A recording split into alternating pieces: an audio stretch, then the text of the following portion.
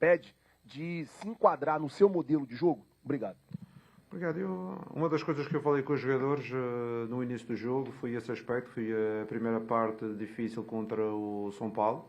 E eu afirmei, mas nós na primeira fase do campeonato, antes da paragem, nós éramos uma equipa que entrávamos sempre muito fortes nos jogos e acabámos por fazer muitos golos logo no início do jogo, porque éramos dominantes, éramos pressionantes. Essa é mais o meu estilo. Mas não temos conseguido, e hoje não temos conseguido, principalmente nestes últimos 2 jogos, e hoje voltei a bater nessa tecla, a importância de sermos incisivos e entrarmos fortes nos jogos, ou seja, viram que isso se verificou por muitos jogos que fizemos numa primeira fase, e ainda depois de juntar outra vez os grupos não estamos a conseguir fazer isso, mas é uma coisa que para mim é importante, na minha forma de entender a grandeza do clube, a grandeza da equipa que eu treino, é sermos fortes e incisivos logo inicialmente. Temos que recuperar outra vez essa forma de ação que tivemos durante bons tempos na primeira fase antes da Copa. O Jardim, até que ponto esse segundo empate consecutivo dentro de uma competição como é o Brasileiro, jogo após jogo, até que ponto te preocupa esse segundo empate consecutivo? Com certeza que os resultados, tudo o que não seja vitória, nos preocupa. Sabemos que será um campeonato extremamente competitivo e nós acreditamos que, com certeza, que estamos sempre dentro do jogo, mas não podemos perder pontos para não criar distâncias para o nosso rival, porque o nosso objetivo é revalidar o título de campeão. Jardim, boa noite, lá do Alfogo da Flamengo TV. Quais são os planos agora nesse período de 10, 11 dias sem jogo e o que você pretende priorizar nesse momento? Eu pretendo unir o grupo em termos de trabalho, porque não o conseguimos, não conseguimos até à data, depois das entradas, os jogadores foram entrando a conta-gotas, muitos deles treinando sozinhos, porque nós estávamos em viagem ou não estávamos com o grupo, outros deles vêm de lesão. Em relação ao último, que é o Paquetá, ele em princípio também já começa com o grupo a partir deste jogo, e depois temos o grupo fechado e eu acredito que conseguimos recuperar um pouco aquele que é o nosso ADN, aquela forma de jogar que tentamos e jogamos principalmente antes da Copa. Boa noite, Jardim. Rodrigo Lima, coluna do Fla. Nesses 2 últimos jogos ficou claro aí a falta de efetividade do Flamengo, e acho que no jogo contra o Inter hoje o Arrascaeta ficou até os 90 minutos, mesmo voltando de lesão, até saiu mancando ali um pouco, ali sentindo os 90 minutos. Sem falar em nome, sem falar em jogador que está sendo especulado, mas eu queria saber de você a prioridade que o Flamengo tem que ter nas janelas de transferência. É um substituto para o Arrascaeta, um meio de campo para ajudar nessa criação? Obrigado. Eu já vos falei sobre isso, a importância de ter jogadores técnicos, jogadores com velocidade de execução na parte da frente, principalmente para estas equipas que começam a baixar os blocos e têm linhas de 5+4 e juntam os blocos ali, e nós temos de ter jogadores criativos, jogadores com velocidade, que desequilibram. Hoje só o Arrasca e o Lino pontualmente conseguiram esses movimentos, os outros jogadores não o conseguiram. Por isso é uma coisa que temos avaliado dentro do grupo, e o Bote sabe a importância de termos jogadores técnicos para jogar em pequenos espaços, para criar os desequilíbrios quando os adversários colocam esta situação, que é os blocos mais fechados e pouco espaço. Jardim, boa noite. Gabriel Orfa, canal Paparazzo Rubro Negro. Jardim, o Flamengo vai se aproximando do que, pelo menos até agora, vai ser o confronto mais importante no ano, o duelo com o Cruzeiro pela Libertadores. E o Flamengo vai enfrentar o Cruzeiro vindo de um empate jogando mal contra o São Paulo, no Maracanã, um empate jogando mal contra o Internacional, aqui no Beira-Rio, e não vai jogar esse fim de semana por já ter sido eliminado da Copa do Brasil. Então, eu queria entender um pouco de você, se você acha que a sua equipe está mentalmente preparada para esse confronto contra o Cruzeiro, que pode mudar o ano do Flamengo. E também queria entender um pouco, falando do jogo de hoje, sobre a posse de bola estéril da sua equipe, que teve mais de 70% de posse de bola e conseguiu finalizar menos que o Inter. Obrigado.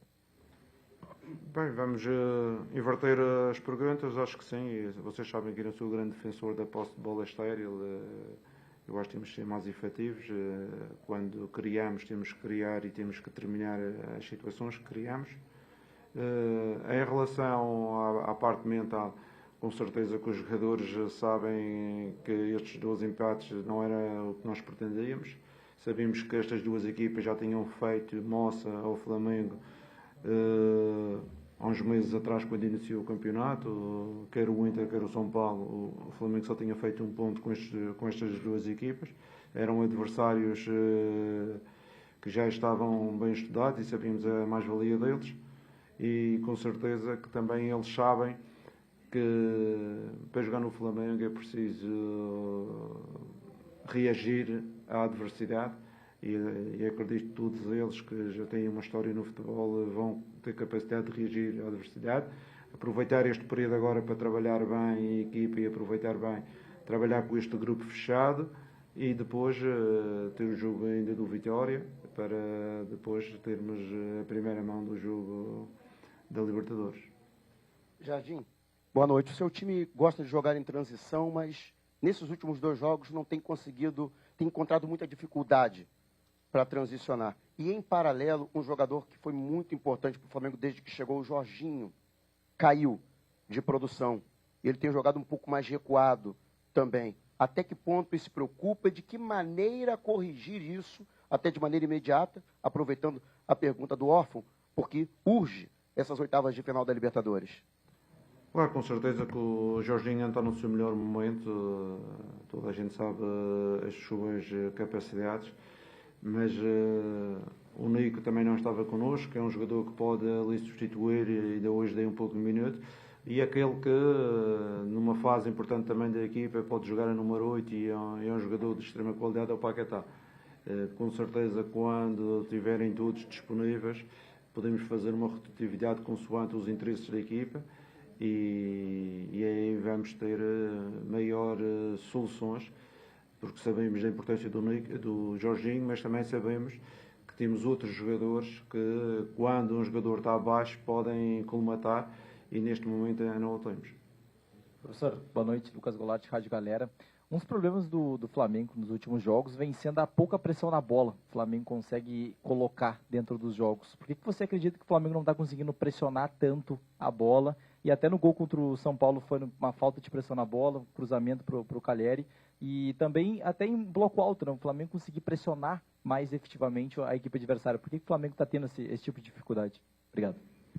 Não, é assim, quando você fala que nós temos 75% de posse de bola, é que temos a bola em nosso poder há muito tempo. Com certeza gostávamos de ser mais efetivos, já tivemos fase que éramos mais efetivos.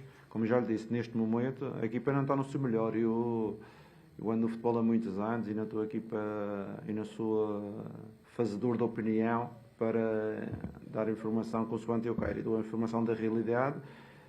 Não estamos no nosso melhor momento e temos que reagir e temos que ser melhor na capacidade de pressão, como melhores na efetividade da construção das jogadas. Não podemos ter uma posse de bola que circunda as bolas e depois não temos a real efetividade na criação de remates ao gol. Professor, aqui Valéria Poçamai, RBS TV. De alguma forma, essa postura do Inter, especialmente no primeiro tempo, ela surpreendeu.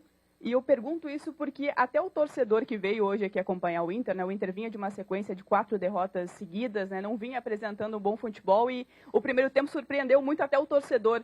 A você também, a seu time, de alguma forma? Obrigado. Não, porque esta equipa do Inter, como eu disse anteriormente, já mostrou também qualidade. Estava num momento difícil. Foi empatar ao Rio de Janeiro na primeira volta. Voltamos a empatar hoje aqui com eles. E é uma equipa que estava num bom momento, mas o futebol é assim, as coisas mudam rapidamente. Não há maus momentos que durem, nem há bons momentos que durem para sempre. Por isso a gente tem que gerir este tipo de situações, mas com certeza que a equipa é uma equipa de qualidade. Ok? Obrigado.